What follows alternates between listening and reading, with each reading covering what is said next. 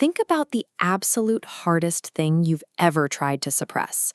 For most of us, it isn't an intrusive thought or a bad habit.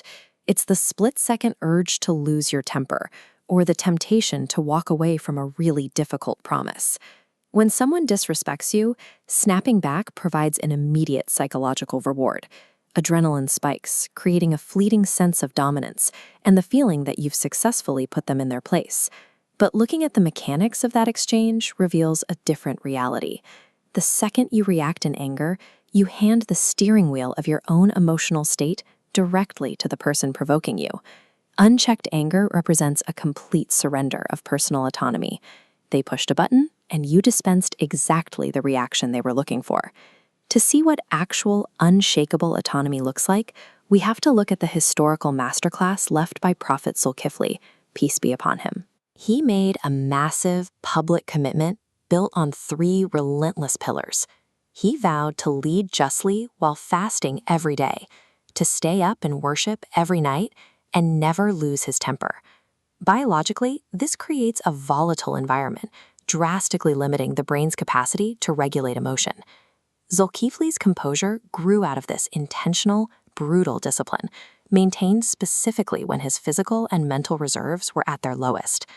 Anyone can maintain a pleasant demeanor when they're comfortable and well-rested, but a commitment only gains value when it encounters friction. Zulkifli faced immense friction. People knew about his vow, and some made it their specific mission to break him. They targeted him when he was most exhausted, searching for any crack in his composure. These provocateurs deliberately escalated their tactics, pushing his boundaries with the single goal of forcing a reactive, explosive outburst. Reliability and character find their true measure when our private commitments are subjected to persistent external hostility. When faced with aggression, Zulkifli didn't meet it with equal force. He absorbed it with unwavering calm. This is the vacuum response. Refusing to provide emotional feedback deprives an instigator of the reaction they crave. Without energy to bounce off of, their aggression burns out. By deploying this strategy, Zulkifli survived every attempt to rattle him.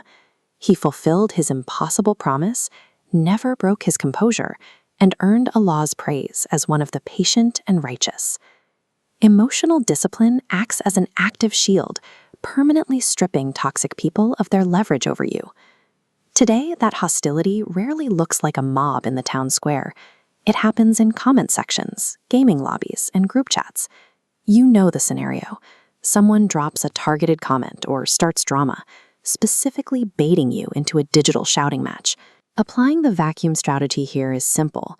Responding with absolute silence robs an internet troll of their power, leaving them with nowhere to direct their toxicity. This discipline also applies to the mundane friction of daily life, like promising to help a parent or finish an assignment, then losing the motivation to follow through. In those moments, a person of character follows through because their word matters more than their mood. They meet the Zulkifli standard of making their word an absolute guarantee.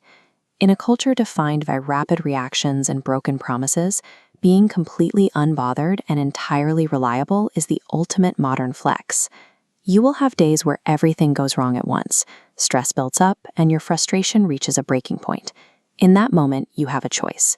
You take a breath, step back, and choose internal control over outward chaos. The hardest person you will ever have to conquer is your own anger. True power is quiet. Head to the comments and name one promise you will keep today, no matter what. Subscribe to keep building that discipline, and may Allah grant us all the patience of Zulkifli.